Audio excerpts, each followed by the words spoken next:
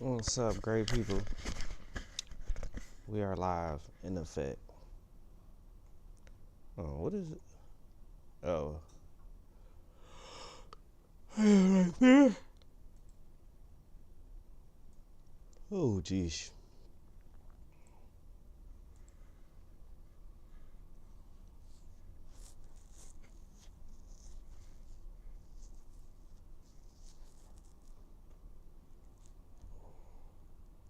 What did we stream yesterday? I don't remember.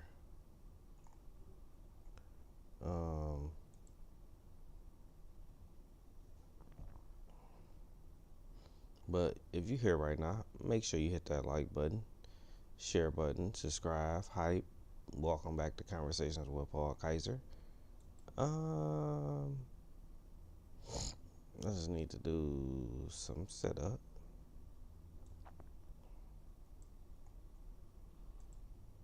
Is this the right one? Yeah, it is. Let's find some videos to watch.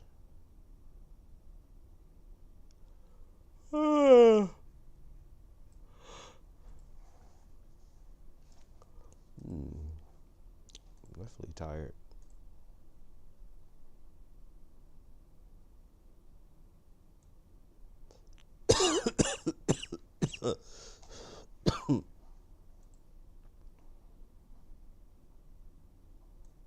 All right, I think I'm ready. I think I'm ready. I think I'm going to like it here.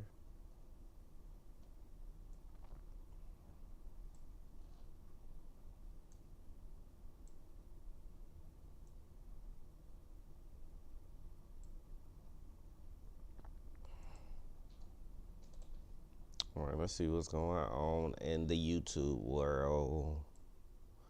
I don't got no videos ready for us, so we gotta find some stuff. I don't even want to watch my Piston highlights. Rod Taylor comment.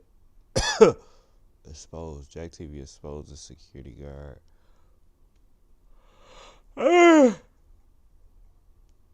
Comedy is finally back in Cat Williams' shame. Destroyed at Hollywood.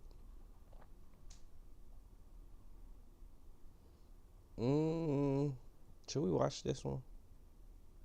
200. Still pulling, so let's see. Thank you so much. I appreciate you. So they're not gonna show the video, but let's comment on some of the jokes that were said. Make sure you guys like, share, subscribe. Comment below. Let me know what y'all thinking. Oh. Why didn't it connect? We tripping.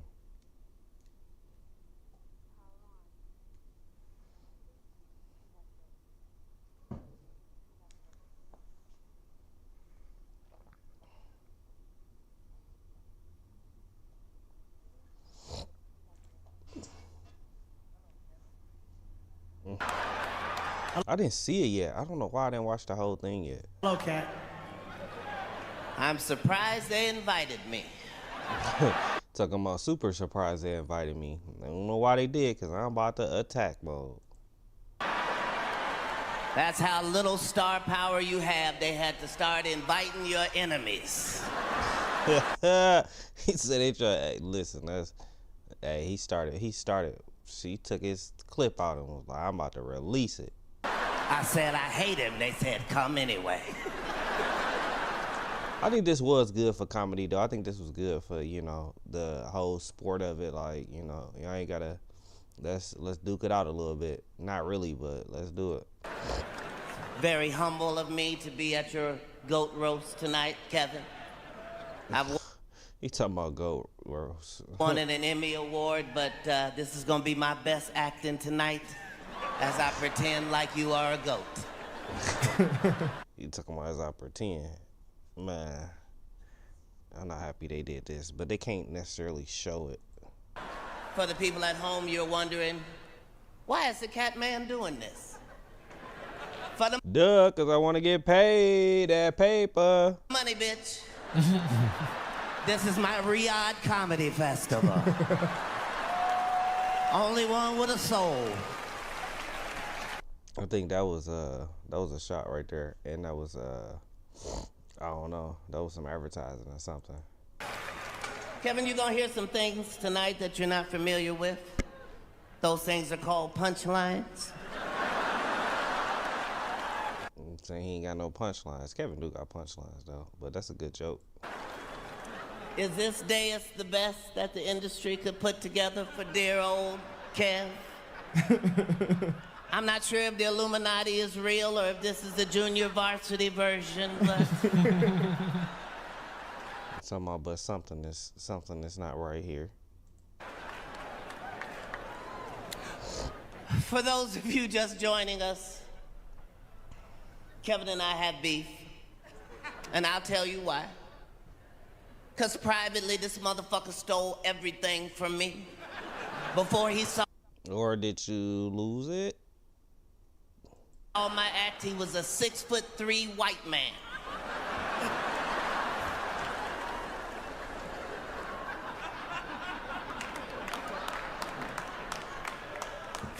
I tried to tell y'all that Kevin Hart was a plant. Because I keep burying him, he keeps springing back the fuck up. Just like a plant. That was a good joke. That was a good one right there. I'm not gonna lie. I'm not gonna lie. That was a good joke. Yes, I said some things I'd like to take back. He was all right. Some things I said were misunderstood. I did say that Kevin was a Hollywood puppet, and I want to explain that. Because it might not be what you think. I meant that the head of Netflix literally has his whole hand up Kevin's ass and can make him do anything. Like, they're paying him very well. That's why he don't be talking out the way crazy. They know. Kevin only has one rule in his movies. No N-word. And that N-word is no. He's never fucking said it, never ever. Scary Movie 3, Ride Along, Night School, Get Hard. I turned down all of them because I was not comfortable being a coon. Oh, wow. He throwing them shots. Them wasn't bad though. Oh, wow. He going Went hard. right behind me for the same price.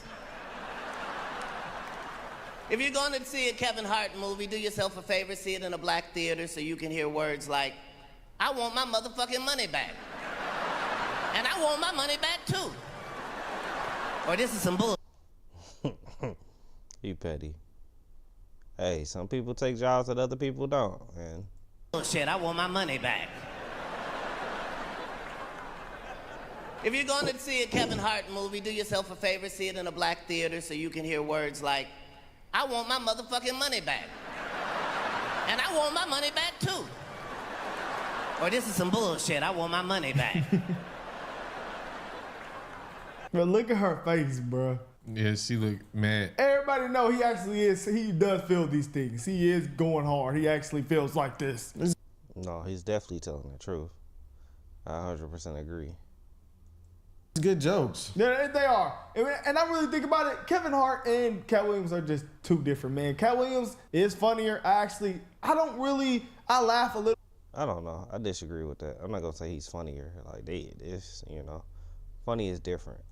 A little bit than stand-up comedy, but like a genuine laugh, Cat Williams can make me do it. Kevin Hart can't make me do it. I think they're Both both of them funny. funny, I think yeah, they're both sure. funny. They are, but anyway, so what I'm saying is though, Pimp Chronicles though. It's Okay, golden. That's That is why a golden stand-up. I And it's just feel pink and like purple. they just Yeah. appeal to two different audiences. I feel like Kevin Hart can go like to kids, and he can just go to different I would races. say Kevin Hart has more mass appeal than Cat Williams. Yeah, I feel like Cat Williams can do like the hood jokes, and he can definitely appeal to a lot of audience. But he can do hood movies, and Kevin Hart can do like stuff like, well, I think Cat could did Get Hard too, but Kevin is just different, man. It's kind of like it's kiddie funny. I've seen man. Kevin Hart in I guess- action movies and stuff. He's a good actor. He is. That's what I said. He can Yeah. appeal. He's I really guess good. because we never seen Cat do it yet. Yeah, we seen him on like I Friday. feel like he's Yeah. more of like a typecasted comedian. Like he plays like a pimp or like Right there.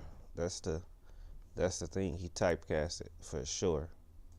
I don't know. Yeah. I guess what's that movie in the church where he was in the church? Oh, on He lottery was the ticket? choir. Yeah, he was the choir. Was Yeah, that- the was that choir on lottery man. No, it's He talking about lottery ticket, bro. No, not a lottery No, ticket. it's not. It's this first Sunday, but it's the Ice Cube movie, bro. Sunday. It was some Sunday. Is it first Sunday? Yeah, first Sunday. Oh, okay.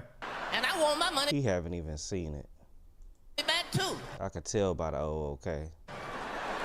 Or this is some bullshit. I want my money back. Even The Rock can't save your ass. Kevin and The Rock have what you call a bromance.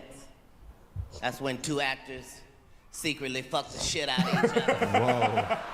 He petty. He mad as hell. He mad that he can't be in there like that. He is serious, bro. That's crazy.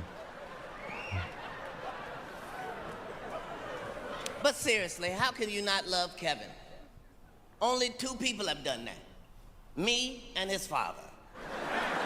Oh. Kevin once said I don't even get it. if his son was gay, he would take a dollhouse and hit him over the head with it, which is arguably the gayest way to abuse a child. I never heard that, but it is.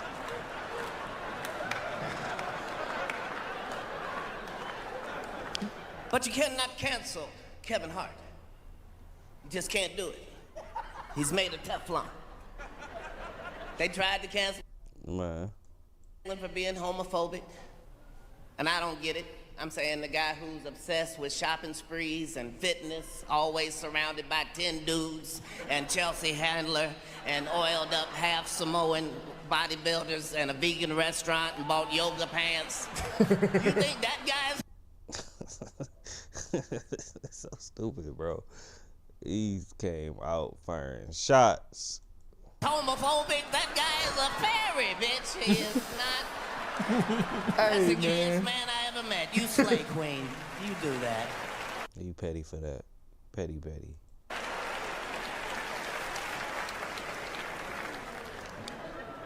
They tried to cancel Kevin for the Diddy parties. They hurled allegations at him. But thanks to all the baby oil,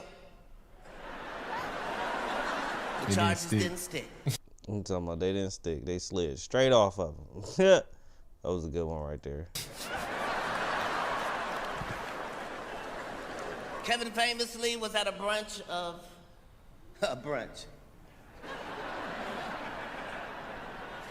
Kevin was at a bunch of Diddy parties, but in his defense, it was only because Diddy thought he was 10. That's funny.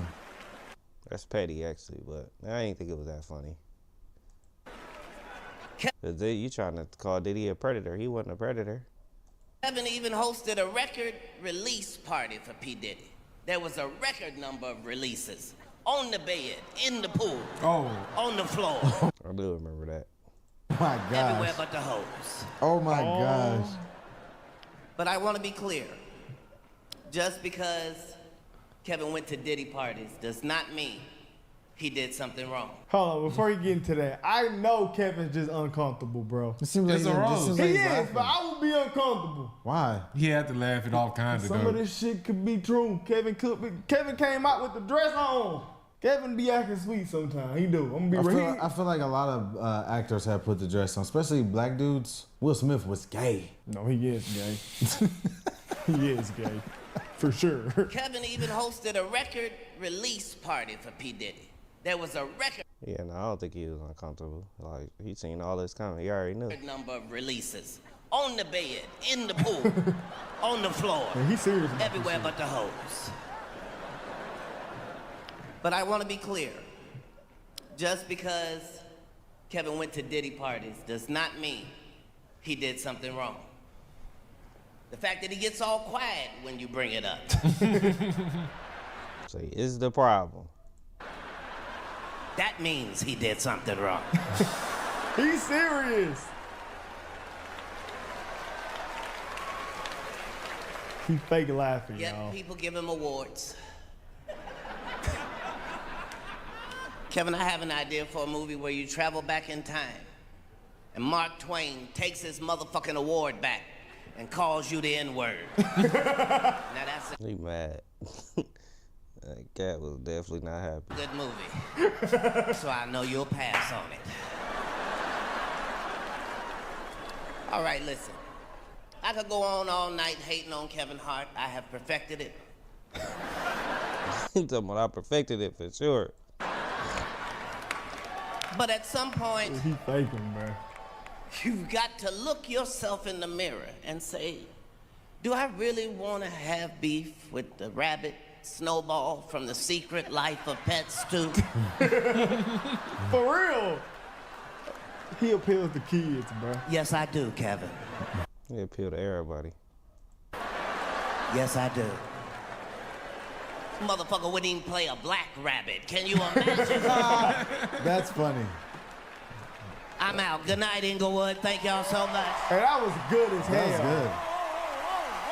I'm not about to say it was that good. It was all right. He just loved Cat Williams. And I mess with Cat Williams too, but it wasn't. Oh, this is amazing. Cat, wait. Hold on. Just give me one fucking minute. Me and this man have been at odds for years on years. You coming out here, quite the fucking surprise. But Cat, I can sit and I can watch you, I can laugh, because I'm a fucking fan first, okay? I'm a fan first. Cat? I didn't put that part in there. We have an opportunity in real time, this is live television, to put our fucking beef behind us. I am offering you an olive branch of peace. I want to be a brother. I want to be a friend. Cat, He like, I wanna fuck you, move nigga. on. Can we move on? Can we move Nigga, on? I wouldn't fuck say you. That's what I be thinking. Cat Williams, one time. I'll be real. That's what I be thinking, That was bro. a good stand-up. Cause they say Kevin Hart, you know, he was the comedian. We didn't heard a lot of black comedians say it. He was the gatekeeper for all the black comedians. You ain't getting through there doing unless Kevin said. Stamp you. Kevin gotta say, hey, yeah, you know, this gotta go on. But hey, that's why, you know, they got beef and, you know, that. Yeah, I agree and I disagree. But that's cool. Nice video. Like, share, subscribe, comment below. What is next?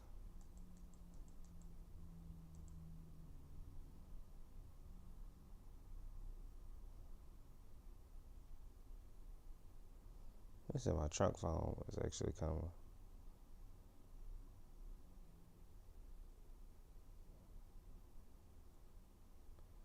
I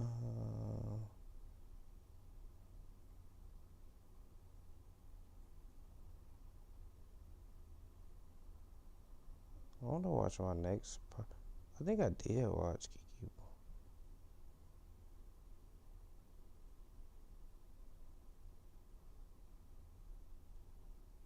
Jeez.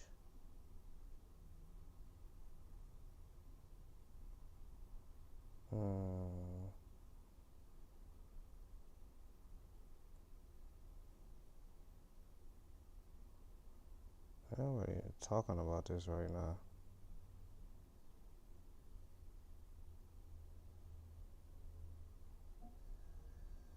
He did do pretty good.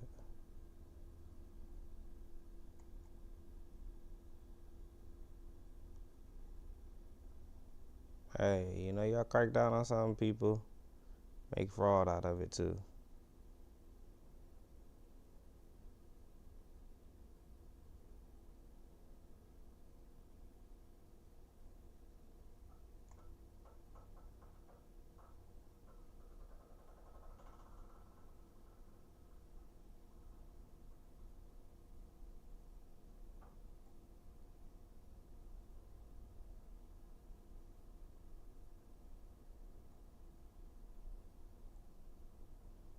Mm-hmm.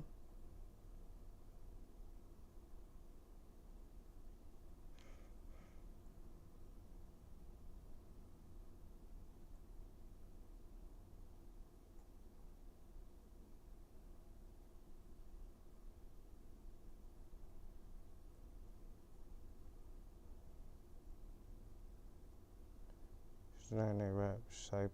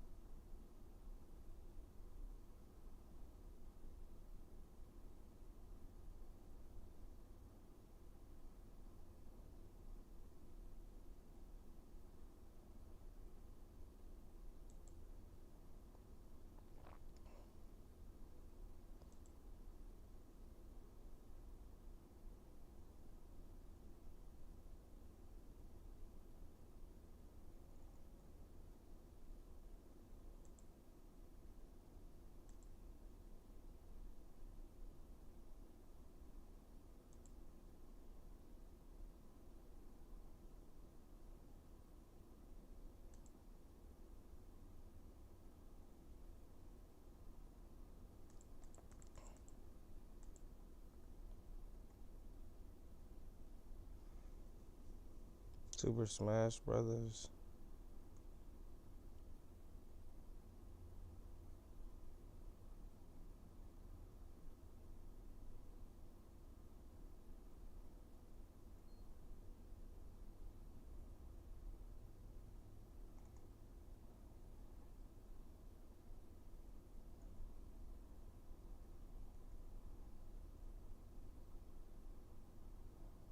Let's see what's going on. I'm getting out the street. No, you're not. Like, after Make sure you guys like, share, subscribe, comment below.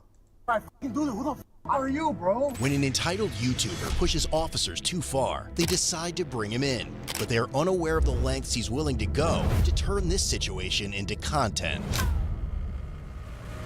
For sure. It's around 3 a.m. on the morning of Saturday, November They got to get content out of everything.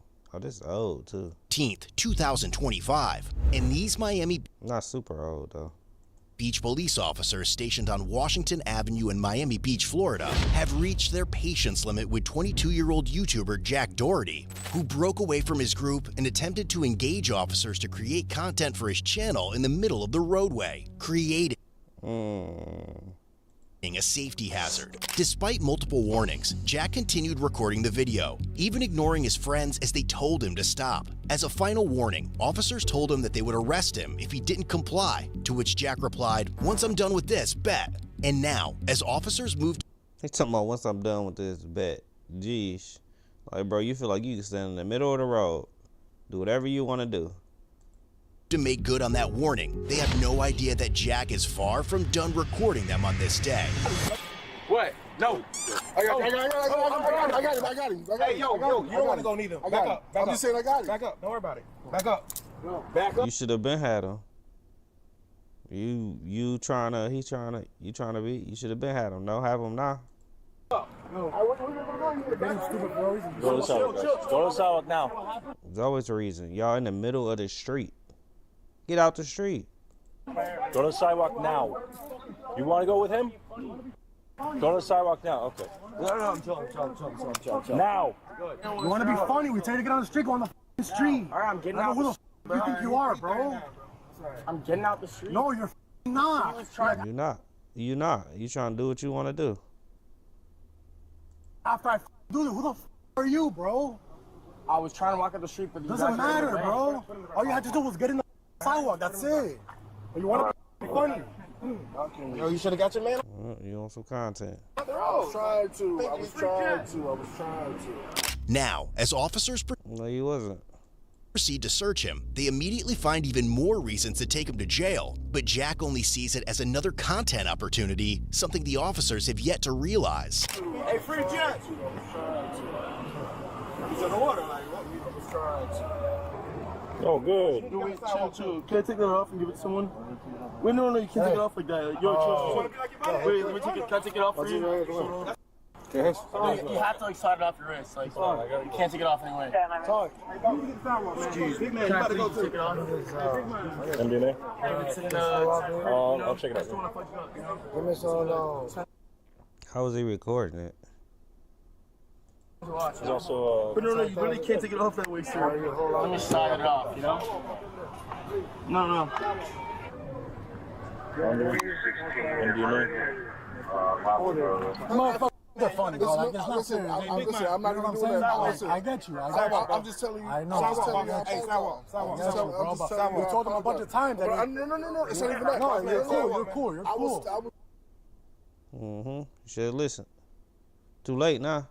I was telling you genuinely, I apologize on his behalf. No, and I accept your apology, bro. But I get you. You're still irritated by it. I'm not tripping. I'm just letting you know that's not where I'm coming from. That's not where I'm coming from. Not happening. He gotta take his fault. that's good, bro. Look at him smiling because he know he gonna get out. We can't get my watch or someone or no? What is? I need to watch. No, but you have to like untape. You have to. I got you. Yeah, thank you. Can you tell him to pull up here, my friend? He can take it off. He can take the watch off 05. We'll do it at the station. But real, can I just take it off? We'll do it at the station. No. Like a timeout. Yep. You take that down at the station too. No, he going to jail. You really gonna take him? No, it's not no fun. You talking about you really gonna take him? Yeah, bro. How many times did somebody got to tell you something? No, come on, let's get the road. I'm just asking for let us in. I'm just asking so he get an idea what's going on. Yeah, he going to jail. Yeah, that's why I'm asking. Like, yeah, that's how we got to learn. That's how we got to learn. With officers finding 3 hand-rolled suspected cannabis cigarettes and half of an orange oval-shaped pill marked with a 3, consistent with a Schedule II amphetamine, Jack is immediately brought to the station. And this is where his entitled behavior leads him to pull another move that he will soon regret.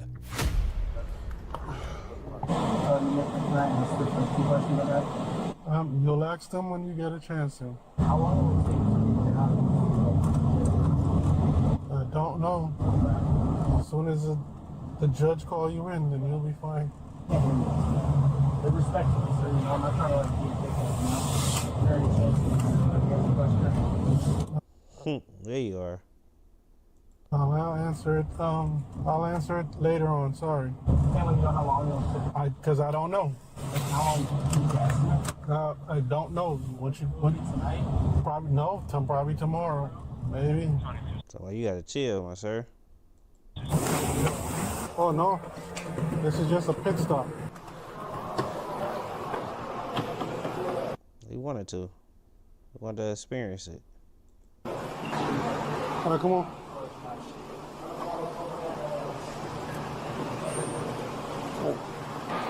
How are you guys? How are you, bro? Pretty good, man. All right. So now, you know. I'm sorry, bro. You guys thought they were my watch now, my bro. friend. But, We got you. no worries. You have the right to remain silent. Everything you will, right? Because no one said that to me. We're not questioning you. Oh, really? It's kind of how it works. Just face that way for me, please. Which way? Yes, stuff like that. Are your guys' body cams going? 100%. You talking about I need a copy of that. That's tough. That's tough. All right. See how it is. Absolutely. Alright, so here's what's going to happen. I'm going to remove the handcuff from you. Listen. Oh, yeah. And then take all your jewelry out. Okay. Socks, sneakers, put them on top of the counter. Yes? Top of the, what? Counter. This might seem like a simple order, but to Jack, it's about protecting his jewelry, and he won't even hesitate to instruct officers on how to preserve it. I'm knocking out tonight. Unfortunately not, brother. When do you think I will? Tomorrow's Saturday, hopefully tomorrow. Okay, hopefully. Hopefully, prepare for you know. Got you. Sorry. I'm sorry. No, you're good, I'm you're so OCD and shit. You know, I guess you are. Oh, this shit scratched my shit up. Nah, I'm suing. Yeah, alright, you did, bro. I got insurance on these Huh. things now, you know what I'm saying? Take the jewelry off, please. Right. Do with this, you know? Take everything off? You guys can be like careful with it, you know? Yeah, of course, man. I'm so OCD, though. Delicate. Alright, everything gets documented, you know. Alright, cool. No, it's not even about that. It's like, you can't like bend it, you know? His friends outside? I don't know. Because I think he wants to hand that over to them. Can I call him? I'll do anything to give him this so it doesn't have to be here. Like, please. No, it goes right here. Just my jewelry. I'll do anything. I'm down for that. Let him. He got his phone, right? Yeah, it's right here. Make a phone. Let him make a phone call, Thank you. and you know they can take all your jewelry. Listen, boss man, Jack. Yes, sir. When you give him the order, dog, you gotta do that. Like you could have avoided all of this. I know. I wish Yep. I could have. But like right Too late now. when I was getting out, where I turn around and boom, my security guard was there. But No, bro. You should have listened that second. like it was. I know. I'm not gonna like make excuses, you know. You talking about that's crazy. That's the type of person you don't want to be around, bro. He throwing everybody under the bus. No, that wasn't my fault. It was his fault. He was right there. Like, come on, bro. Yeah. Have him come to the station. Yo, you want to come to this? You got my location? Just give me the address. How come? Dave has the location, but you can pick up my 11 jewelry. Street, Washington Avenue. 1100 Yeah, pick up my jewelry, you know? in your car. You're gonna put all the Yeah, jewelry you in the pick up my bag. jewelry. In the car? Matter of fact, yeah, put it all in the bag. Yeah. He's gonna go back out and go into your car or whatever, sit him there. Yeah. And then the guy will walk him in or The guy whatever. will hand it over. Literally, he's like, hey, he can get this and get the person he's giving to, all that 13 that goes in the OIR. I don't want nothing to come up with this. Do your thing. All right. No problem. Sure, I'm trying to tell him to come here. Yo, can you hear me? Hello, hello. Ain't no video, just phone calls. It's just not working. Here, I'll put it right here. All right. I'm taking your jewelry off, man. Come on. Sorry, I'm just trying to tell him to get here. Just take off, while you're doing that, take off your jewelry right now so you can give it to him. We got his 13? No? Not yet. Yo, can you hear me? They're being nice. All right, where are But he said he was recording, though. you? They just ain't hear it. Okay, bet. Tell him to have his driver's license and everything ready. ID. You don't got your ID? What is ID? Put someone, just have Dave or whoever has their ID. You do? I bet. How much was it again? 440. 100. Hey, Sorry, no, yeah, the cash is cool. You guys got that. No, look, 300. 1, 2, 3, 4, 5, 6, 7. You saw that, right? Yeah, 6, 7. Hold on in here. Wait, no. One I person. thought we were giving it to him. Yeah, you are. Yeah, well, we gotta like keep We're it not nice, hot, nice no. and neat, you know? Okay, so one here. Talking about nice and neat. All right. No. Can I just give it to him hand? We have to do this first. All right, y'all. Okay, 2. All right. 3 right here. 4. Okay. Thank you. And then This- Can we get a separate bag first so we don't scratch And it up, you know? then You don't got a separate bag? the watch. All right. Because it's gonna scratch it up. You can't scratch We it. got you. Yes, thank you so much. Thank you so much. I appreciate you guys. Yourself, right? Can you? Once you get a brace. Here's the problem, right? We made an exception for you to make a phone call. Yes. Mm-hmm. Yes. And I told you not to record, but you're recording. I don't know. So you know what's gonna happen now? All this is going with you to TK. We're not giving this to anybody else. I could just delete the video. No, take your shoes off. Bro. No, stop trying to be extra, bro. Content. You thinking the content. Right? Like, Take your shoes off. Take your shoes off. You gonna get this eventually. But aren't you guys recording too? Take your shoes off. And my shoes are off. Take your socks off. Alright. Hey, call the sergeant. 10-07. Somebody picking this up is going to the UK. The what? Turn around. Dude, really, bro? You guys really gotta make that, dude? Like, I'm. This is a fucking game, man. Okay. I'm not doing this. Come on. Bro. Put your hands right here. You do think it's a game. Take some steps back. Why do we stance? Because they gave you special treatment. How do we stance? More. All right.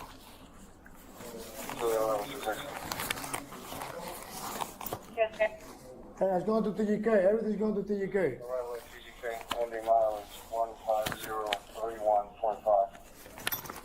15031.5. Hey, sorry, everything's going to TGK. Yeah, he gonna sit though. Oh, yeah, okay, cool. Even better, yeah. Hey, get in there. Trying to be funny.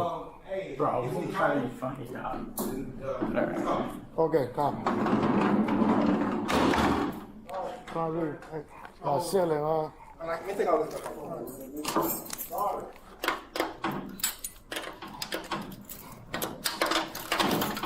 Want to play games? Yeah, what's up? I was trying to help him out. He's gonna go straight over. We actually been very nice. Making an exception for him. I'll be fun. I'm trying to be very nice with you. You wasn't even gonna wait. But now, since you want to do all this, now we're gonna do this. So now you're gonna wait till at least 6 o'clock in the morning. 7 o'clock in the morning. Then at that point, I have no idea what this is. Yes, you did. I explained that. He explained it to you multiple times, man. But I honestly have no idea. Man. Hey. Gotta teach you a lesson sometime. Also, hey. Delete the video, yes? Hey, nah.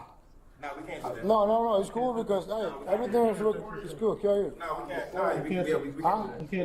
For him to go on his phone and delete it. No. Nah, kill you. Nah, it's cool. No, Hey, we what I can't saying to It's hey, on our camera. We're recording. I know where you're coming from, but kill you, man. I'm good. Can I ask what I'm being charged with? The resistance, one of them. How was I resisting? Possibly possession. What? Possibly possession. Possession of substance. I caught it. Understand that? Yes. Even after realizing the full impact of his actions, Jack's desperate attempt to apologize only becomes another display of his vanity. No chance, my friend. I know I fucked up, shouldn't have filmed. I get it. You take it.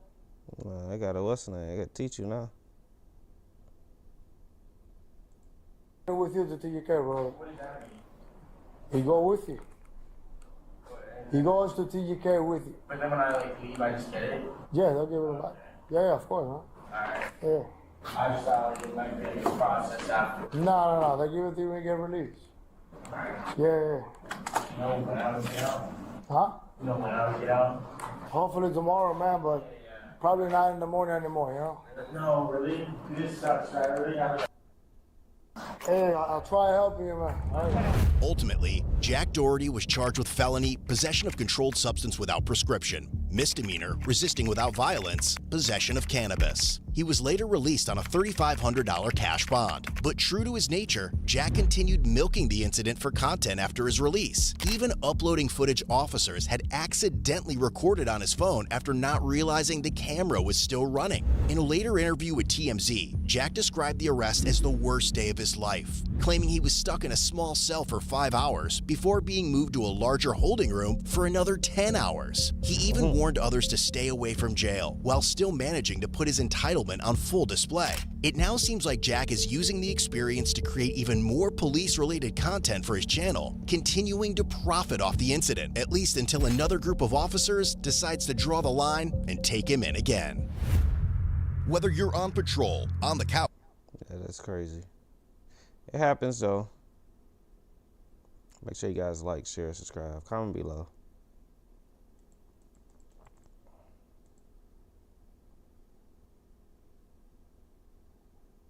It definitely happens.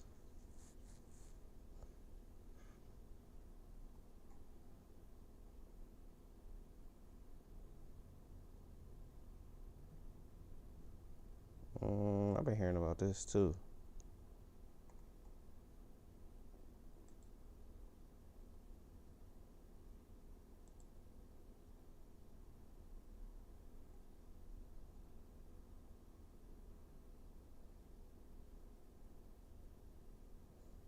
He don't post many videos.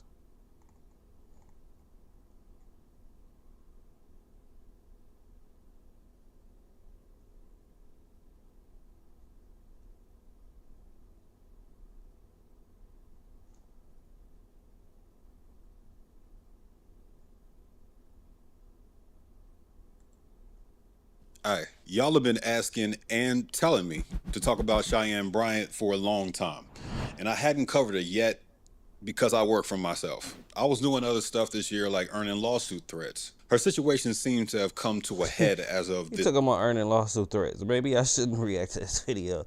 I don't listen. This week. So I actually dropped what I was doing and prioritized this based on the research I was able to pull together.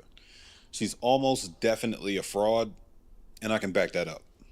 What happens? Let's see if he can back it up.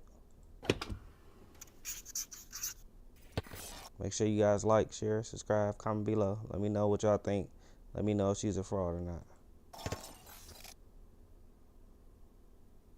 So FD covered the ethical side of the situation recently, but he didn't look into the credentials piece. Allow me to pick that ball up and run with it. I don't blame you if you haven't heard of her before. Let's knock out a basic rundown of the resume. Cheyenne Bryant is a social media celebrity, producer of MTV's Teen Mom Family Reunion. It's not a pretty exercise. Well, that's how it go, you know. But you know, you don't have to be licensed to. Things happen. Yeah, go ahead and get bitch, you been making a bitch. Bitch, you do it then. Do it then. Do it then. Yikes. President of an NAACP branch, author, and life coach guru who calls herself a doctor of I have seen her though. Counseling psychology, which she allegedly isn't, and claimed to get that degree from Argosy University. She's built her career on being a relatable street therapist which didn't fully Hey, she a social media doctor. hit me until I watched one of her interviews. I'm letting you go raw on me. You busting nuts in me. But when I show you my wounds, I'm toxic. Who's really safe here? Because I'm not safe because you got a good stroke. And most women ain't even satisfied from it. The more we hold off on what y'all usually want, that thing, the more y'all do anyways. The more y'all give and the more y'all do. Just don't call her a therapist. My biggest That's true and not true. misconception about you. And I think, at the end of the day, it was me hearing from other people about you being a therapist and practicing. So I'm a psychology So- expert, life coach. Sorry, yes. She curses more than any mental health. So I'm a life coach. She should have stick with that. She was a life coach part and not all the other stuff. Professional I've ever seen, uses a lot more slang, drops some truly basic Tyler Perry movie-esque psychology sound bites, and intentionally targets low-income communities that would fall for this kind of grift, unfortunately. That's evident. Hey, everybody need help. By the relatively affordable prices on her website. She's a social media star, so please believe her rates would be in the tens of thousands in private practice if she was charging based on all the clout she brags about on her site and her capacity. That might lead you to say, Ain't nothing wrong with a discounted price. Hey, people got to get that from somewhere. well, she wants to serve I don't disagree, and I don't people who agree. can't afford therapy in the black community, Cam. Interesting theory. We'll come back Even going to school for it, that don't mean you can really help people. It's all, she helped the people that she can help. to that. I don't One know. of her I don't know. other I don't know her story though, and I don't know who and how and what. honorary doctorates is from Harvest Christian University in 2025, which claims to be an indigenous university with multiple accreditations, all of which are bullshit. I searched for Harvest Christian University in the DAPIP database for accredited institutions in the US, and it doesn't show up. Their Royal Charter accreditation, maybe that would fly in the UK, but it definitely doesn't mean shit here. They list Hey, she got it from somewhere. couple more accreditations on the page, and neither of those show up on the CHEA website for approved accreditation agencies. This school is where you go to buy a degree in order to get away with calling yourself a doctor despite never earning a real doctorate. Her master's at University of Phoenix, since she claims that degree is in marriage, family, and child therapy, and the University of Phoenix has that course, it's got to be it, right? That being said, that course is supposed to qualify students to receive their license in California. It's literally designed to do that. Since she said herself that she doesn't operate with a license, I'm side-eyeing that degree too. Where did you get your start? My start is Well, people just say stuff to make themselves a little bit better. It's, she got it. She paid for it. So, as far as like a therapist. I started off as a marriage, family, and child therapist about 18 years ago. Before I obtained my doctorate degree in counseling psychology. Once I became a doctor of psychology, I transitioned from a therapist to a psychology expert in private practice. And so I no longer practice under a license. I now am in private practice. That's what I'm saying. And that's what people don't understand, right? So on social media. just to educate some folks a little bit, a license is really only needed so you can bill insurance. And let me go a step further. Which I think is very true. Majority of people who know that in order to bill insurance as a therapist or just to claim it, a physician or a psychologist, psychiatrist, you have to diagnose.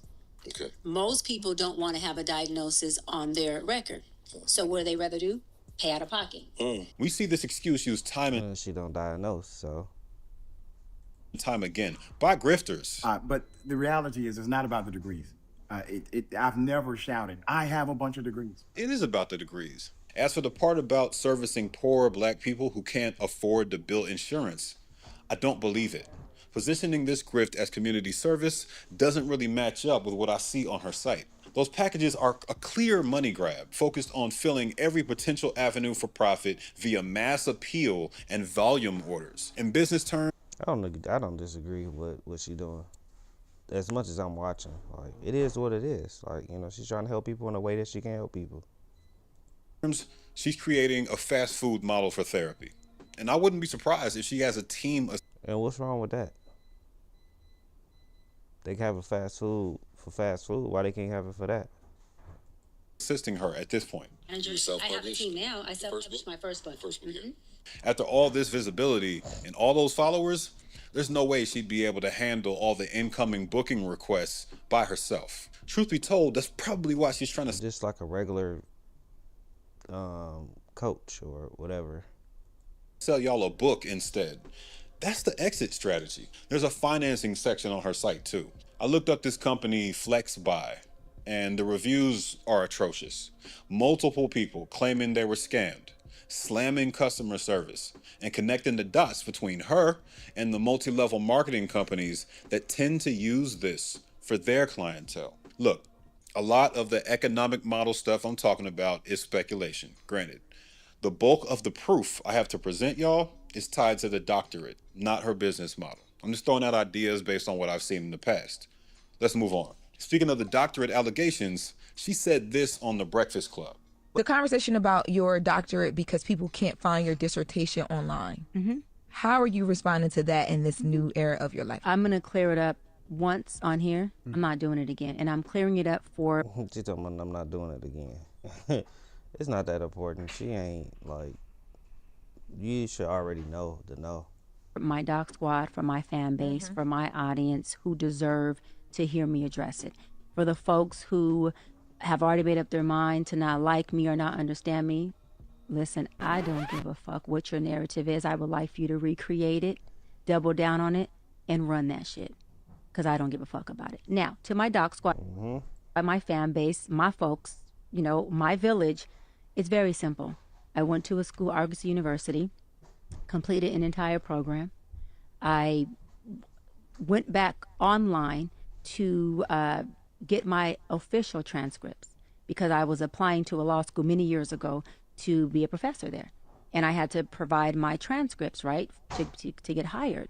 And I went to contact the school and say, hey, I need my official transcripts. I need my entire thing. And there was no school.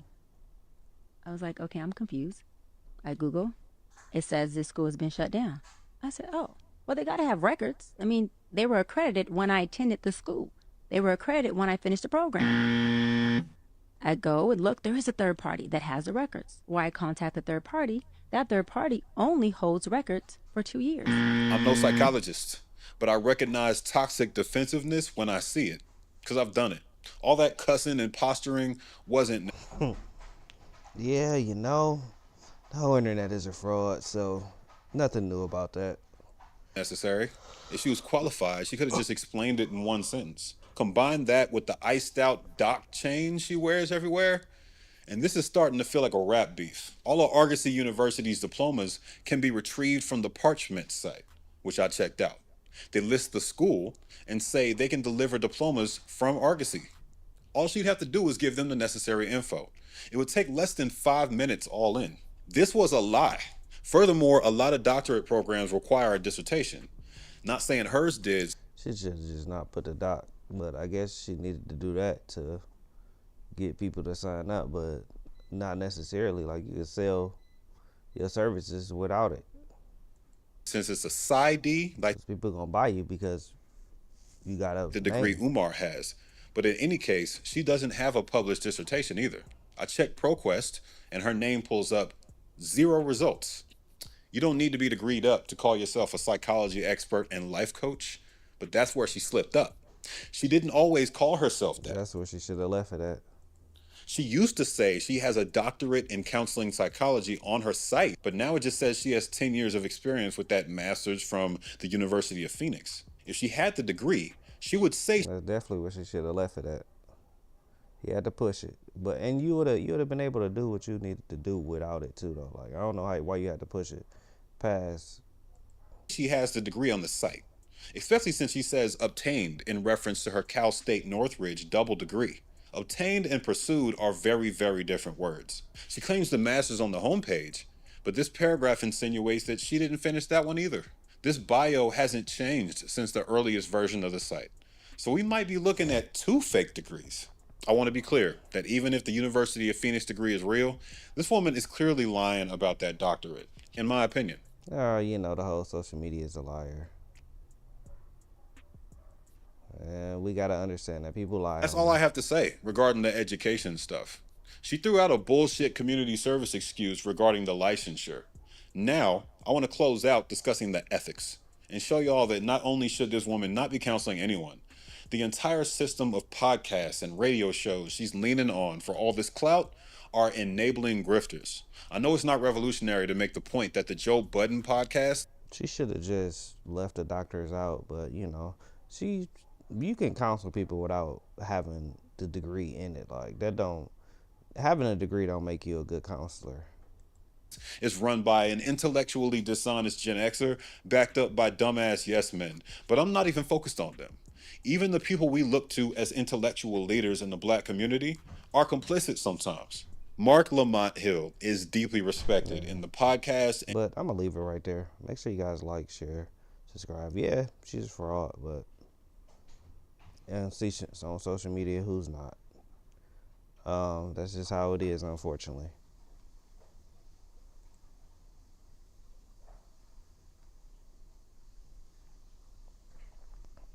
Let's finish watching this. Make sure you guys like, share, subscribe. Comment below. Let me know how y'all feeling about this.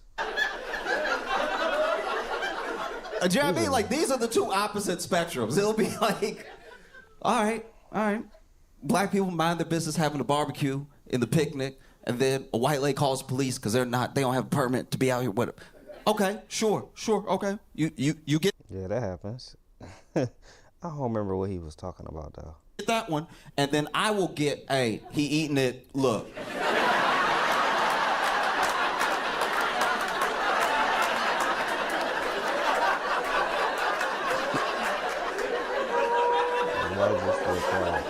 No, you need to come down to see it. No, when you see it, it'll be a big deal. Trust me. It'll be a big deal when you see it. Trust me. Okay. All right. No, keep eating. They on the way.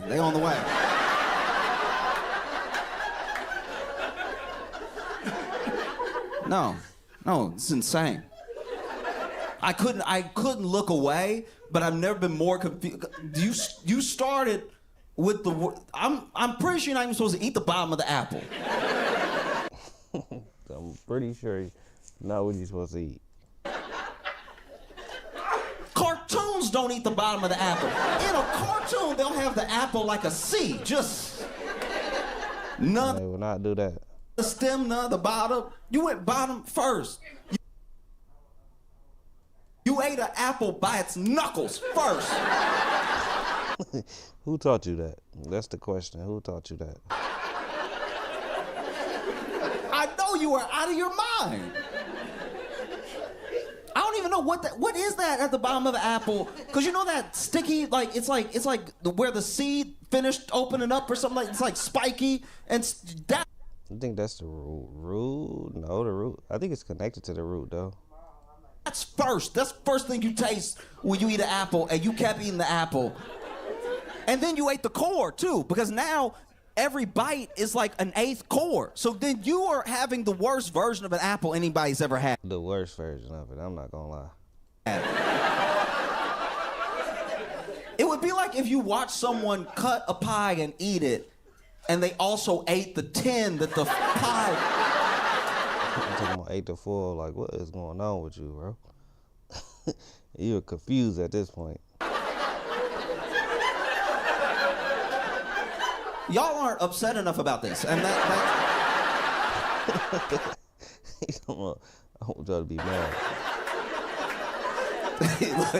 Y'all gotta start making some decisions. You're either gonna have more black people in Madison, or you need to get more upset about what I'm talking about. I refuse to live in a world where y'all are over here. But then I tell you about this man eating an apple, and you're like, live and let live. Like that will not happen. I promise you. I'm telling you, I'm not accepting it.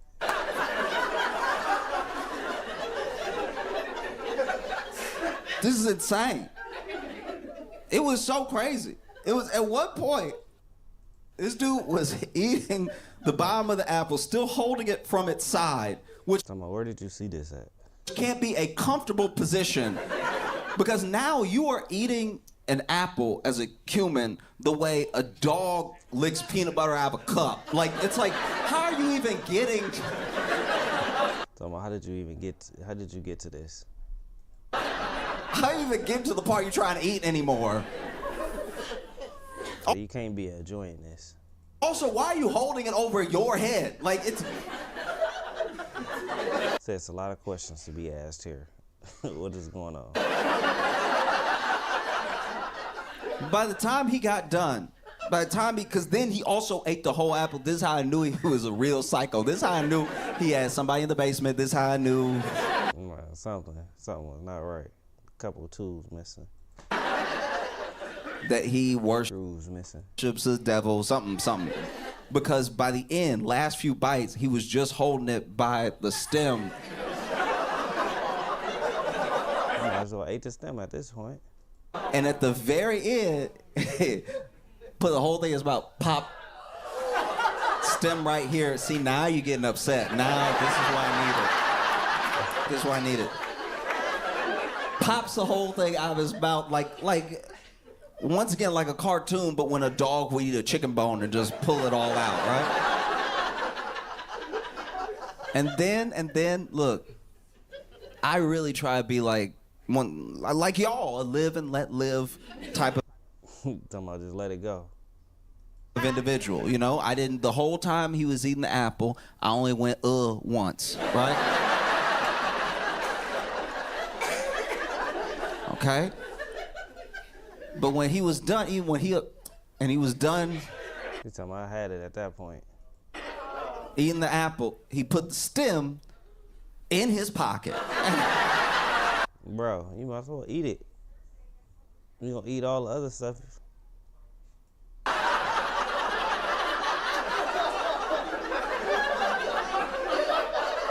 I'm not proud of it. I'm not proud of it all. But that was when I thought to myself, we clearly got to kill him. We clearly... Cause he ain't right. He got to get took out. What else is he doing? Or going? Nobody else does this. What is the stem? Why are you collecting stems? That's witchcraft right there. That is... Hit him with a Bible. I bet he burned. I bet he burned every time. Took him out, I bet. Put the stem in his pocket. Made me sick. And look, sometimes I can admit, sometimes I'm wrong. Sometimes I'm wrong. I don't know. Sometimes. I don't know everything. So I was sitting there, you know, and having lunch with some friends. My friend pulled out a kiwi. I didn't know you could eat the skin. I didn't know you could eat the skin. They pulled out a kiwi and they bit it in the face.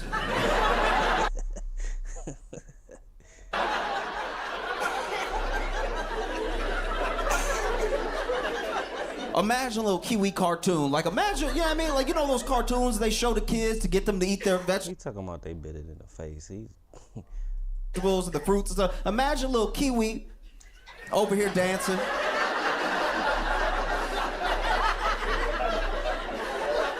And then she come along, she pick up the kiwi, and it's like, ooh, you're about to get some vitamins, right? And then she bit across it. All I can imagine is that same cartoon kiwi, like, it's gonna be like that either way. You're gonna scream even more, cut the skin off of it. It was gonna get eaten anyway. Not like this. Bit that thing in the face, whole started chewing and everything, and so once again. Well, one of them I only had half of water, so I had to do something. This is me. I didn't know you could have the skin, so I was like, ew. I'm gonna use. Is nobody else gonna say anything? Apparently, I was the only one at the table that didn't know you could eat the skin. But then when I found out you could eat the skin, I was like, oh, okay. could and should are different. Like, He talking about could and should are different.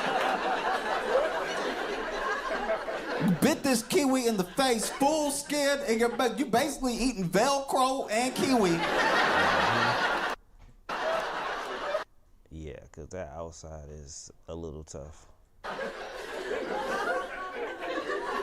If you if you can bite into a kiwi with the skin on, unwashed, like just like full on. Yeah. Come on, what else can you do? If you can do that, I bet you could bite a person right on their head. I bet you. So I bet you could be a cannabis. I bet you could be a cannabis. She did it cold, no emotion.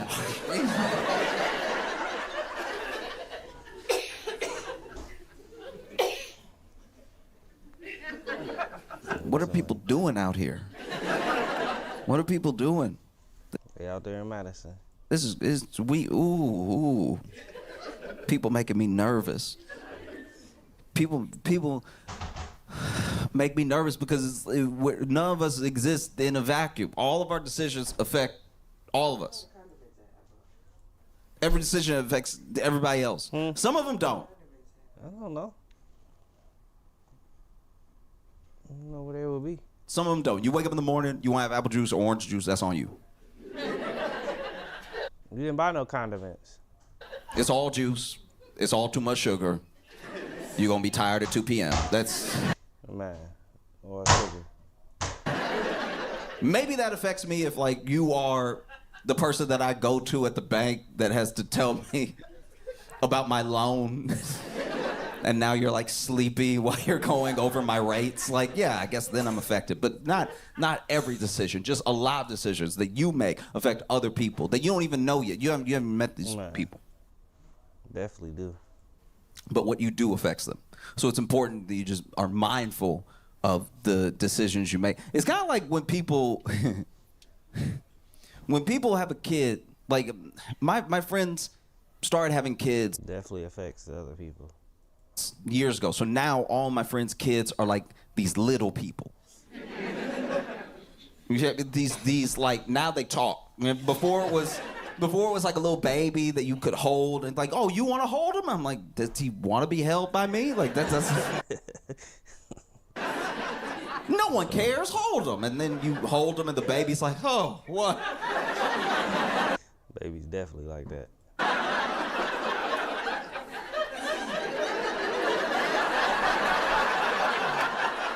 You know, like when babies give you that look that's like you are clearly no one I've met before, and I haven't processed extra people yet, so oof.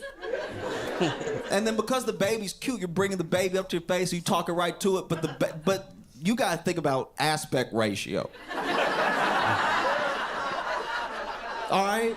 I understand the baby is adorable. The baby's very sweet. You pick up a baby, you want to hold the baby. Oh, look at your cute baby. I mean, you want to make them laugh so that, you know, you can have that memory. They won't remember. But then you pick up the baby. They definitely won't remember. You gotta remember, you are a giant. You are the biggest person this baby's ever seen up close, right? Mm-hmm. And the baby doesn't have like the object permanence to understand as we get closer, you're not getting bigger. So when you bring the baby right up to your face, that's why. All right, let's end right there. Make sure you guys like, share, subscribe, comment below. What else? Did they drop something new? Oftentimes, people say if he wanted to, he would. But what if it's been 10 years and he's...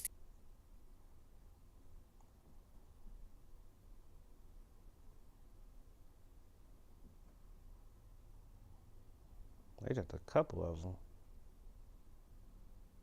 And this one did pretty good. So I work 4 jobs. Would you continue being patient with a man who has said for 3 years he's working? So I work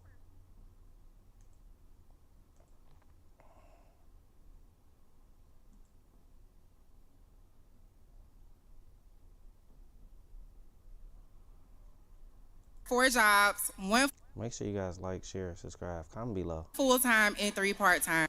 4 jobs is crazy. I ain't gonna cap.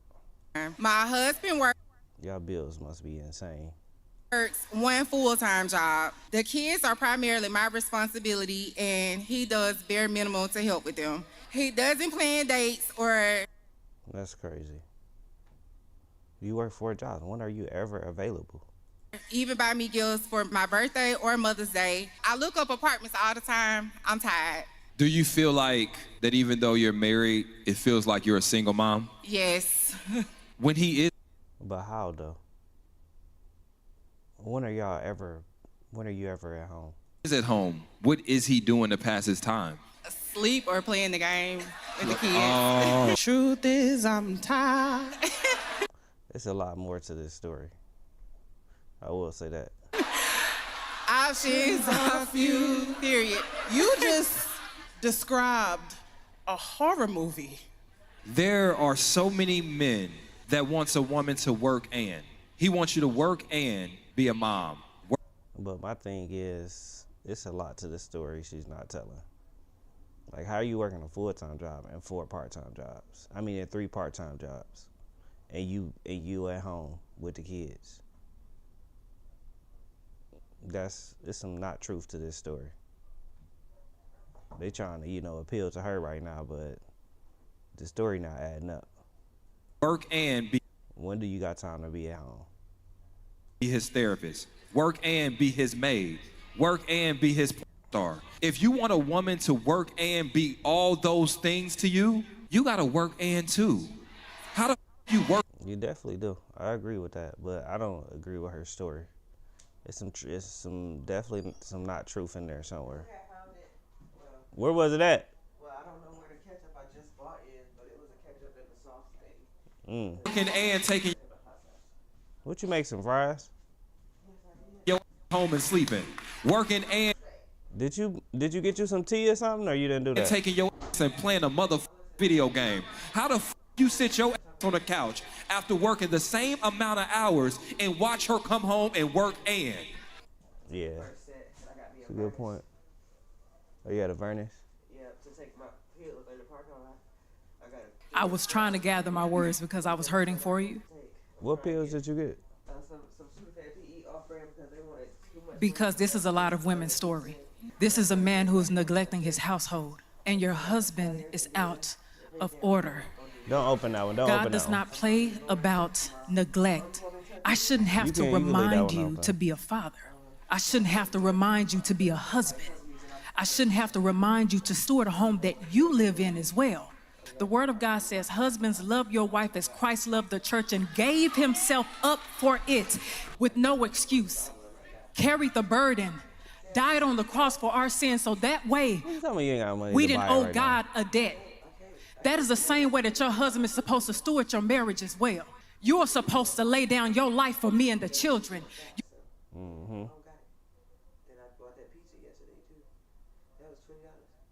You're supposed to make a sacrifice. I don't care how many hours you put in. You laid me on my back and had these children with me. I know they saying they point, but it's some not truth in this. I don't know if it's a whole lot of not truth in this. And even when she said she was like he playing the game and with the kids, like she kind of said it, but it's some not truth in this story.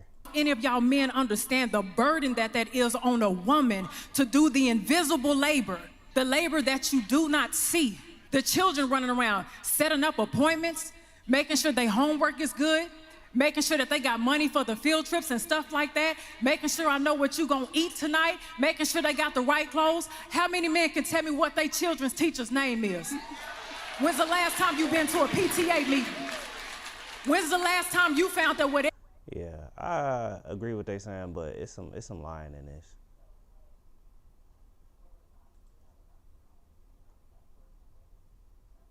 And just sit down and relax.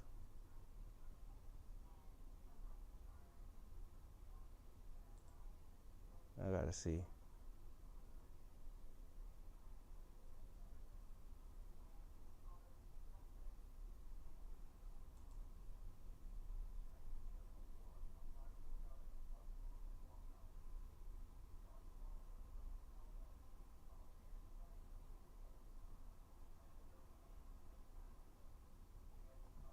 I don't think this story is true.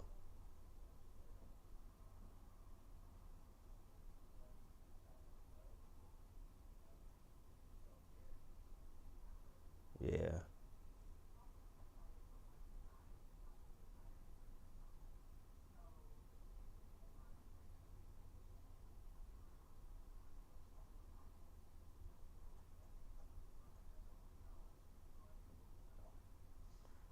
I just think it's more to this story.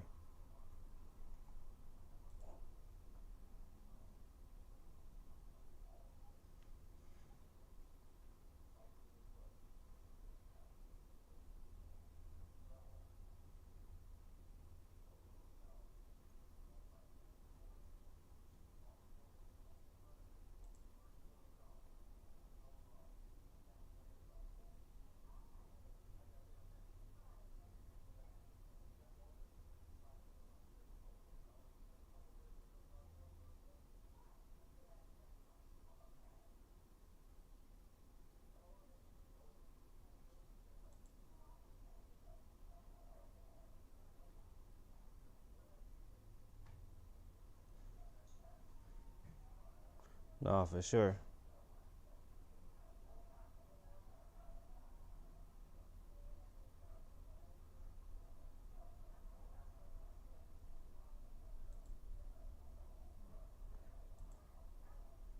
Y'all make too many excuses for y'all bad decisions. She chose that man. End of the story. He wasn't running shit before the marriage. I just think the story don't add up.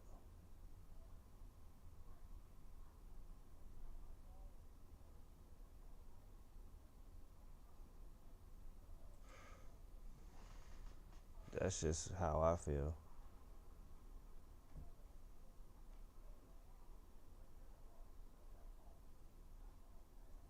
I don't think it's true, cause you saying you got like when are you ever at home?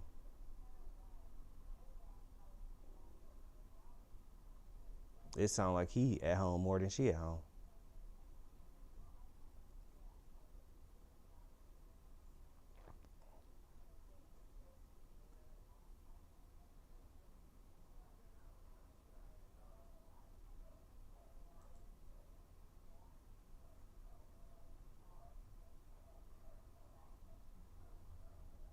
Yeah. Make sure you guys like, share, subscribe. Comment below. We'll go to the next video. It just don't add up to me. I'm not gonna lie. Viral high school exposed.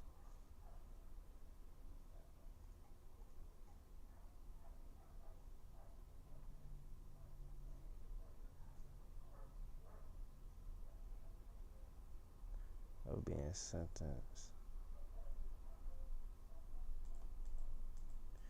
It just don't add up to me.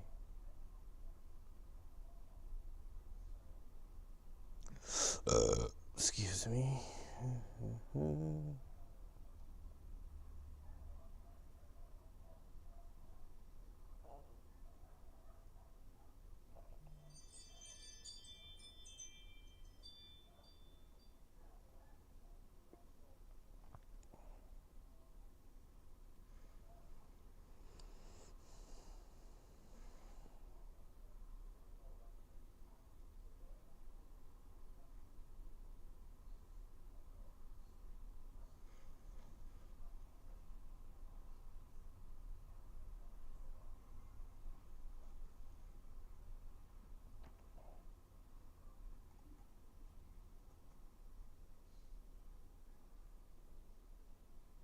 That's crazy.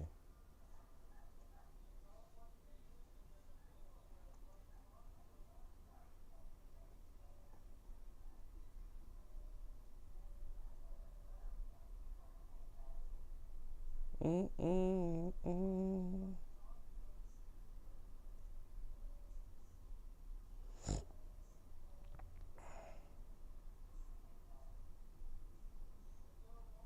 Mm-hmm.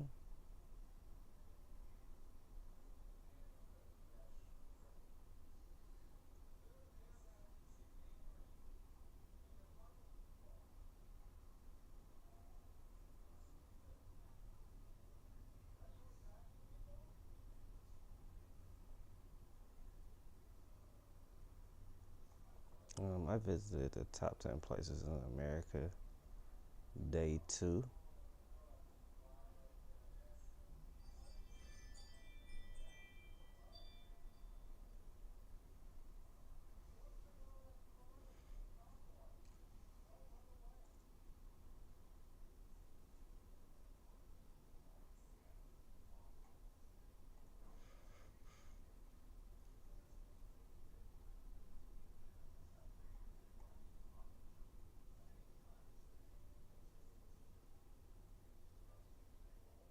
More time.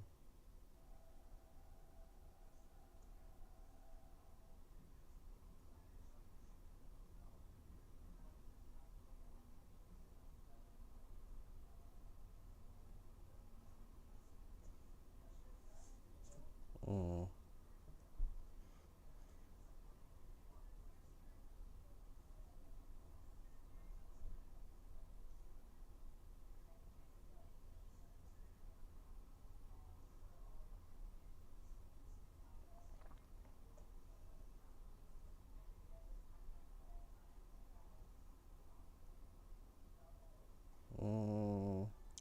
Exposing $300 million scam. Let's see what's going on right here. My God-given gift was that people are attracted to me. People just naturally gravitate towards me. My $3 million scam. Make sure you guys like, share, subscribe, comment below. Hey, you know, circle of influence started growing. So natural. Today we're investigating one of the hardest cases of my career, a $300 million private equity company. That's how they get you. Called Goliath Ventures, where the CEO was taking private planes, buying Rolls Royces, expensive mansions, while claiming that the whole thing was audited, backed 115%. They even took... You better do your own audits. Don't let nobody tell you what audit is. retiree money. I mean, what could go wrong? And when I was called to investigate them 6 months But that's crazy, though. I'm not gonna lie to you. ago, I really had no idea what I was stepping into. Little did I know. You better be careful, though. This $300 million. This is a lot of money. They don't play about that. Oh, this would be one of the toughest cases of my career.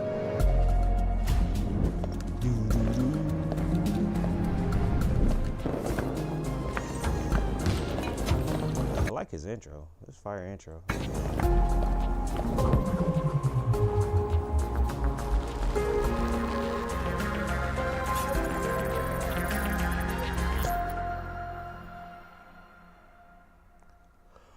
So the first time I ever heard about Goliath was actually from another journalist. My name is Danny DeHick. Goliath. Sound like he's scamming. And I've been investigating Goliath Ventures since the 1st of September 2025. That's Danny. He's a journalist who's been featured by the New York Times, and he told me Goliath was a company that had hundreds of millions of dollars invested, and something just didn't feel right. So my first question to him was, well, who runs this thing? The man behind it all, Christopher Delgado. Today's guest is someone real special. My friend, when I heard your story, I just zoned into it. I'm like, I have to have this gentleman on my podcast. Like how? When you just seeing somebody partying, you feel like that's a good story. Not one person, and I do my research. My team does a lot of research. We call people, and not one. Clearly not enough. One individual came back negative. Chris, welcome. Thank you for having me. That's honestly a problem. Unfortunately, something should come back negative. Negative is actually kind of a good thing, which is crazy. When things are too good, you better you better think about it, cause ain't nothing good. Like ain't nothing about to be all good. Like everything that, and with life how it goes, nothing is all good. Me, KB. Chris, where you come from? I'm originally from California. I'm first generation Mexican American.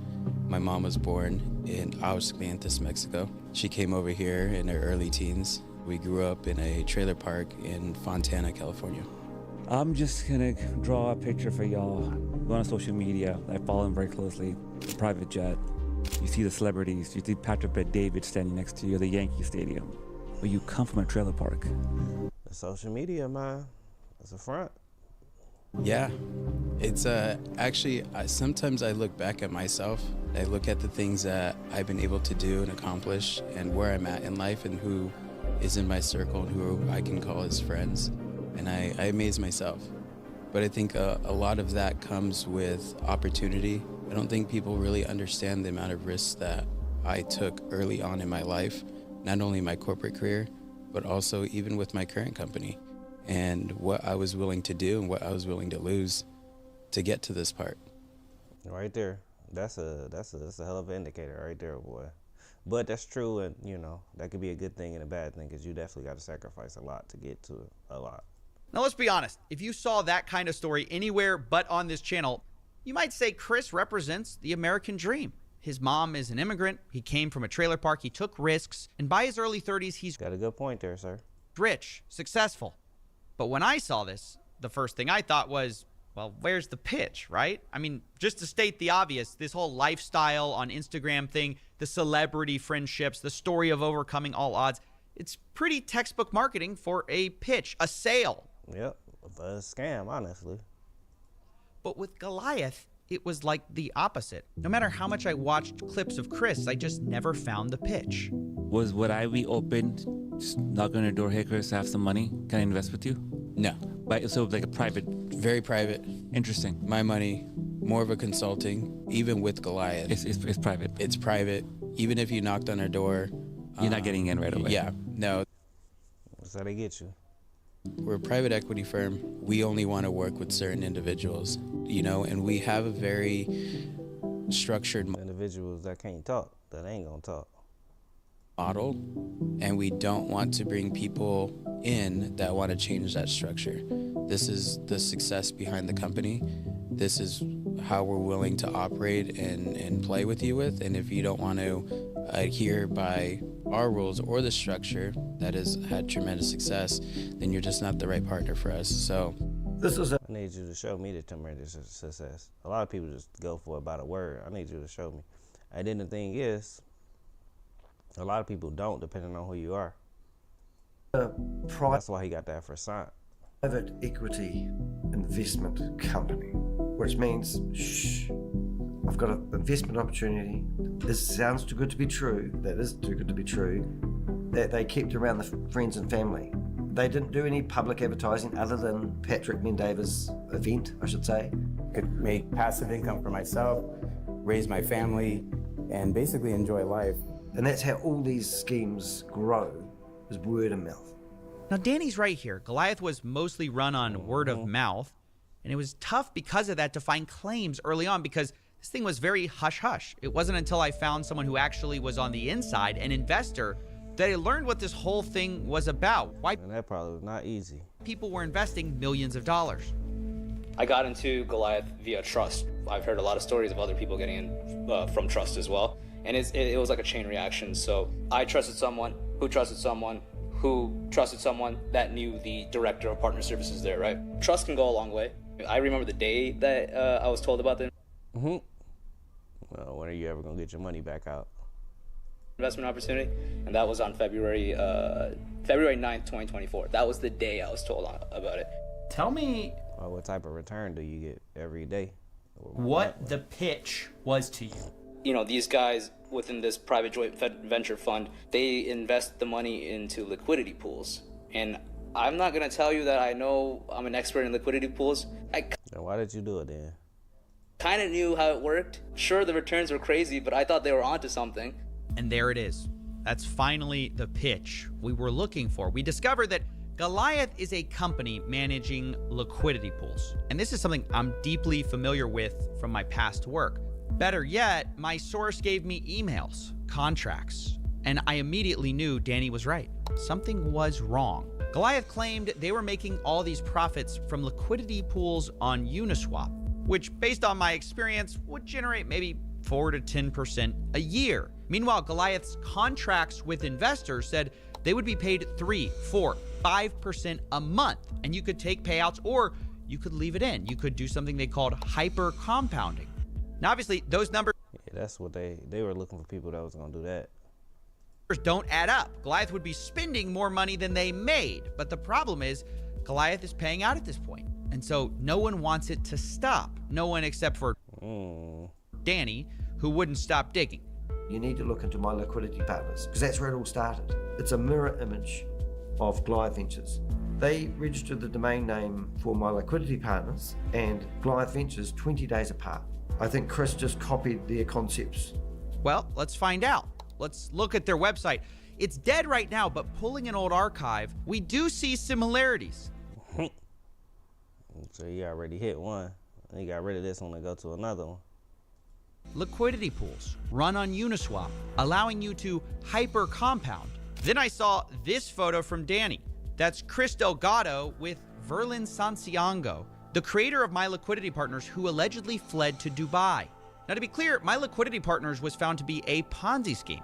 Could it be that Goliath was stealing another person's playbook and operating it as a private equity firm? I mean, it's obviously a big accusation to make. So I started digging through. But they was paying people. He said at this point that they were paying people out though. My old Ponzi cases and found another link, Trader's Domain, a Ponzi scheme I investigated years ago. I had all their insider emails, and I found within them Chris Delgado. He was emailing as a special investor, trying to withdraw $1.3 million from a collapsed scam. And this is when all his old claims about taking risk came back to me. I don't think people really understand the amount of risks that I took early on in my life, not only right there in my corporate career, but also even with my current company, and what I was willing to do and what I was willing to lose to get to this part. At this point in the investigation, I'm like 99.9% sure this is just a Ponzi scheme worth hundreds of millions of dollars. Chris is already involved with some. The numbers don't make sense. And so I'm thinking, clearly I'm going to make a video, right? But that's when the first lawsuit dropped. I have been sued in America, and the dumbest thing I could ever do is turn up in America. Hello. He talking about he been sued. Yeah, but they're going to try to bury you financially. I told you, at $300 million, that ain't to play with. I'm already buried financially, because that's the crazy thing. In the lawsuit, my take on it is they're trying to tell me to back up the bus and scare tactics. Around about early October, Christopher tried to serve me. So do you realise that those papers are from a company that has stolen $500 million from American investors? Hey, Danny, I have no idea about that. You might be 100% correct, Danny, but I've got no control of that. Yeah. So I've just got to give them to you. Yeah. Gotta serve you, I'll tell you that. Yeah. Well, shit. I gotta figure out what I'm gonna do next. I got big problems, Maxwell. I got big problems. Oh, jeez, Coffee. Don't tell me you brought So what we gonna do? a lawsuit into my bar. No, this is... I might get sued. This whole complaint, they sued Danny, and now everybody's freaking out. Of course they're freaking out. Have you seen this guy's building? Chris has a lot of money. Well, yeah, obviously, and that's the problem. I can't afford to get sued right now. But what am I supposed to do? This ruins everything. You could always report it to the government, not release a video. You don't think that'd work? In this era, the odds are basically zero. Coffee, Odds are zero. I don't see how you have any other choice. Maybe you're right. Maybe you're right. I mean, it's worth a shot, right? Yeah, you betcha. All right, well, thanks anyways. Later. Later, Gator. Wait, what about your tab? Never pays his tab. Always comes out of my paycheck. Matter of fact, hold on. I'm his sidekick. He should be paying me. Yeah, here we go. Will CoffeeZilla release a video about Goliath Ventures? Not anymore. Big Maxwell bucks, here we come. So, I don't really know how to say this, but it was at this point I decided to file a whistleblower complaint to the government. Sort of a Hail Mary. I mean, I didn't know what else to do. And yes, I know that's rich coming from the crime is legal guy, right? But what some of you don't know is I've done this several times before. Whenever I have enough evidence, I do feel it's important to not just make a YouTube video about it, but give the evidence to the proper authorities. That is continued even as our regulators have been gutted. Now, normally, I never talk about this activity because, one, a lot of times it goes nowhere, but also it can be sensitive, and so I generally don't talk about it. But in this case, it is essential to understanding what actually happened next, because without that whistleblower complaint, I was ready to give up on this case. I mean, I literally was like, what am I going to do here? I'm going to get sued if I talk about this, and like, what are my other options? But as I started to pull together evidence for this government tip, I got an email archive of Goliath's old newsletters, and I start to see more and more of what they've been telling people, and I'm just like, 2025. I can't believe what I'm seeing. I mean, near the top, a financial audit. They sent out a newsletter saying that they had an independent audit, and the independent audit No, I need to audit that. I need to be able to audit you. come back and said 115% of investors' funds were secured for the whole year of 2024. So to be clear, this is an announcement of an audit sent to investors to reassure them Goliath was backed 115%.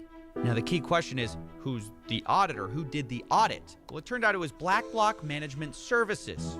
Now just the name of that company got people pretty confused right away. I was on the phone to a fire lady, and she was raving on about he's been in Forbes magazine. And I'm going, they pay for this. It's common. It's a sponsored advert. No interviewer, no name. And the funniest one, well, it wasn't funny, but they said, but they are part of, they're invested with Black Rock. And I go, no, it's Black Block. And I said, go to my Black Block. It's very confusing. .com.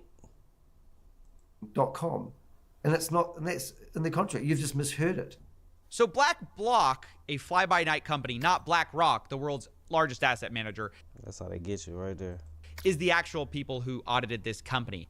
They are led by a guy named Matt Burks, and he's going to be very important to our story because this is when I started to first hear about retirement funds. You want to know more nonsense? Those retirement funds that they rolled over, or I'm still actually confused as to how they were able to take her Scams, what? people's retirement funds. They took people's retirement funds? Yeah. So people rolled over their IRAs, and I'm not saying this as in I know anybody who did this, but that's what they also promoted the retirement fund stuff. They promoted that? Yeah, as in like they had like this team doing, I think it was Pierce Curry is from what I've Wealth MD? heard the name. Yeah, something like that. Now you can see the recognition from me there. My Wealth MD was this program I had seen pop up over and over again. Well, if you go to their page, who do you find behind it? None other than Matt Burks, the same person behind the audit company. Black Block is the tying together. Your audit company is a company that you own. Founder of My Wealth MD, and I got a copy of their investment contract. What I noticed is it looks very similar to Goliath's, but it gave you lower profits, only 2% a month for the first $1 million. And to make it stranger, Goliath Ventures was... Why would you do that though? Like, that's the question. Nowhere mentioned on their contract at all. Not only that, the website was clearly catered to older people, which concerned me. Unlike Goliath, they had videos of retirees endorsing the company.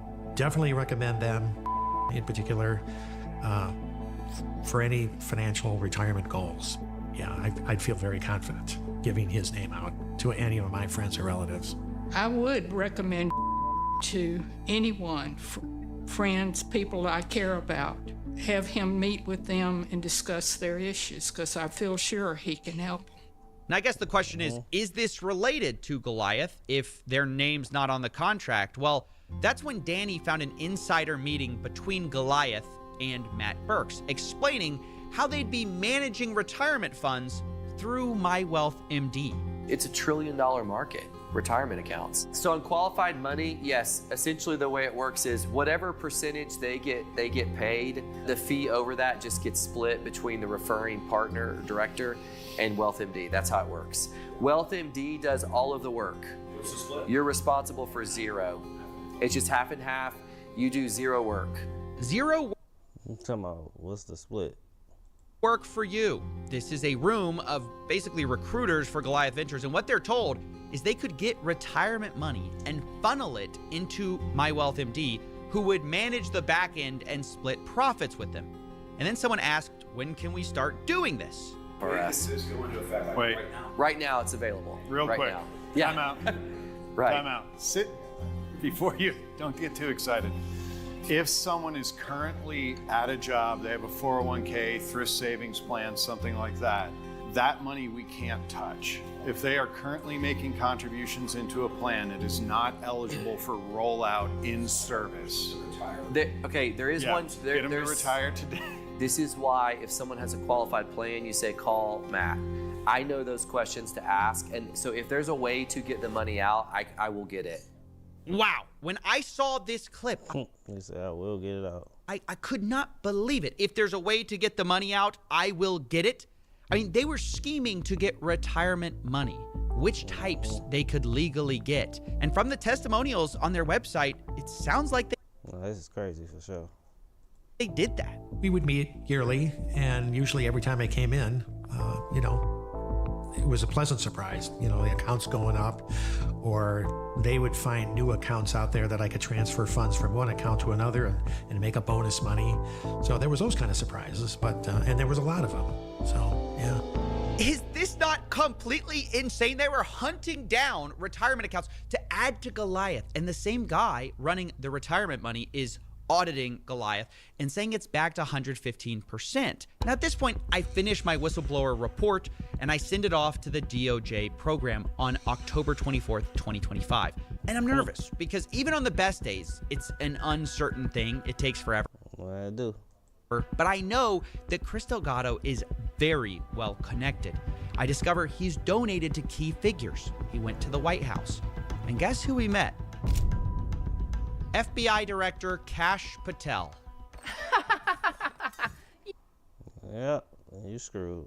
You are so fucked. Why did it have to be Cash? I mean, of all the people, the one guy I've been talking about for months about Epstein, you don't think he actually saw those videos, right? Copy. It's a side channel. Nobody cares about the Epstein files. Well, these videos have like a few thousand views. 1 million views, yeah. Yeah, you're fine. Don't worry about it. Okay. Well, if you think so, I mean, I'll trust you. So let me place another bet.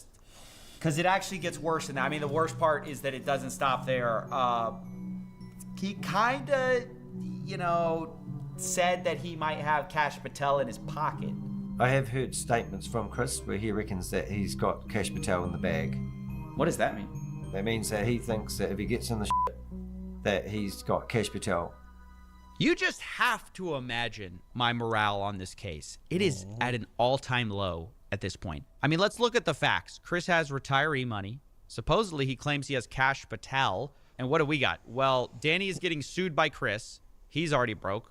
I'm being sued in a separate case. I'm trying not to go broke. And I'm thinking, we can't do this. This case is literally... You said we definitely can't do this. I don't even know if I'm about to repost it. David versus Goliath. The deck is stacked, except... Instead of David, we have Danny. And instead of Goliath, as a giant, he has frosted tips and a few $100 million. Or at least we thought he had a few $100 million. We weren't exactly sure. I mean, soon we learned he probably wasn't as liquid as we thought. Ponzi schemes have a way of doing that to you. We heard from numerous sources that some people weren't getting paid in November. And then later on, we found out that it went back to October, that people had actually started missing their dividends. So this is honestly the nightmare scenario. The well started to dry up. That we were always trying to avoid. The well started to dry up. Because when payments freeze, this is when it starts to hit the retirees, the investors, the hardest. They start to panic. They genuinely thought this thing was audited, backed. They were told that. And then they're scared to talk now too because Danny is getting sued. So at this point, it's November 2025, and I feel like I don't know what to do. So I just reach out to Chris Delgado. I don't know. It's a long time he held this video. If I'm going to do a story, but I demand to see the Black Bloc audit details. Chris responds. He can't show me because he says that auditor is a witness in his case versus Danny. I ask how much money Goliath manages. Chris responds, hundreds of millions. Finally, I address the delayed payments. Chris claims he had to freeze the funds for a full forensic audit and then says that they're actually going to be resuming. The next payments would come December 15th. And I was kind of surprised because that was only in a month that we'd find out the truth. Unfortunately, I later learned this is also what the investors were told. I think that was just pulled out of his ass to make sure it wouldn't by time be awkward at the Christmas party. Which we had people inside the event who had got through the security and were filming the inside of this event with Jason Derulo. This was like a big $5 million event that was just over the top. To try to get more money. The people that we had in the event were telling us that it was no expense spared. Meanwhile, all money was frozen. I think it was on the 12th of, no, maybe the 10th of December. And then Christopher took off back to Dubai on the 15th of December. And that was disgusting at that time. So right before payments are supposed to come out, they have this big $5 million party with Jason Derulo. Investors are feeling good. And then, of course, the 15th arrives. Nobody gets paid. And, I don't know what to do. I feel terrible for people. But at the same time, nobody's talking. There's still this threat of a lawsuit. And I've contacted at least probably 100 people for this story at this point who had money in Goliath or knew about Goliath. And basically, almost all of them are terrified or embarrassed. And at this point, I'm wondering if I can't get people on the record, how else can I establish from 99.9% to 100% that this thing is just fully fake? And that's when I did some more digging. Specifically, I wanted to focus on a certain map I had seen. This is a map of Goliath Ventures' money. It's something I put in my whistleblower report, and it basically explained how they claimed the money would be sent. This is a good video. I'm gonna let you guys watch it if y'all want to watch it. It's right there, the full. Make sure you guys like, share, subscribe, comment below. Let me know how y'all feel about this scam. I'm gonna end right here for now.